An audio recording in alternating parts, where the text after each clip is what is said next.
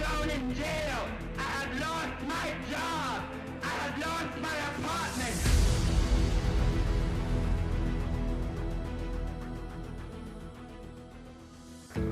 Hello everyone.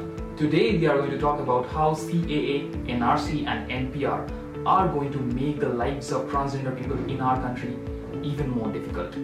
After the CAA was passed by the government of India, people from different gender identities, ethnicities, religious identities and caste identities are protesting against it. All these people have both exclusive and overlapping reasons to protest against the same. But today, in this video, we are going to highlight why the transgender people of India are against this draconian trio of CAA, NRC and NPR. Before saying anything further, let us make it clear that unlike the way it is being portrayed by the government of India, the CAA and NRC are not independent of each other.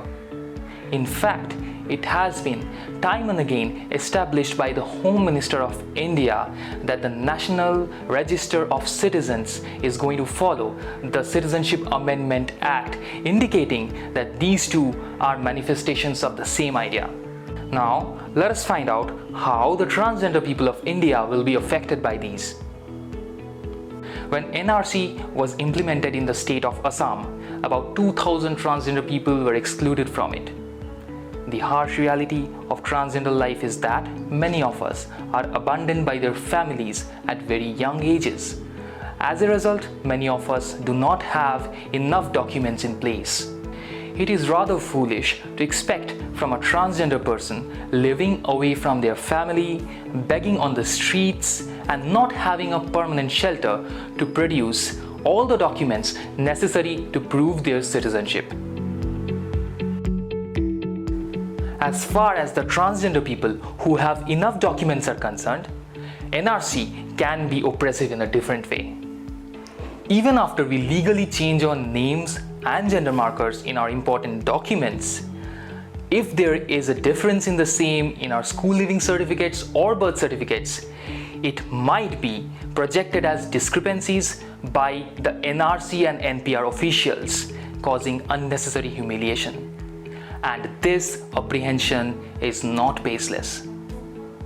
During the Assam NRC, the process was not inclusive and the transgender people were forced to accept either male or female markers for their gender. And it is quite likely that many of us, the transgender people, will be subjected to similar harassments if it happens elsewhere in India.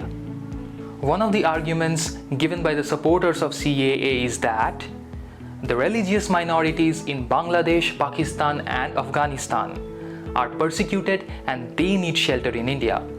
But what they are ignoring is that a lot of people belonging to the LGBTQIA+ community, especially transgender people, are also persecuted in these countries.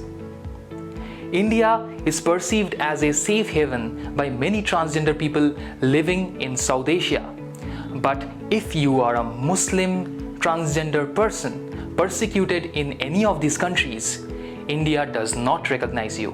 So, it is quite clear that the recent acts that have come into being, be it the Transgender Persons Protection of Rights Act 2019 or the Citizenship Amendment Act 2019, all of these are challenging you and I to prove our identities. That means if you are an Indian, your existence is in question.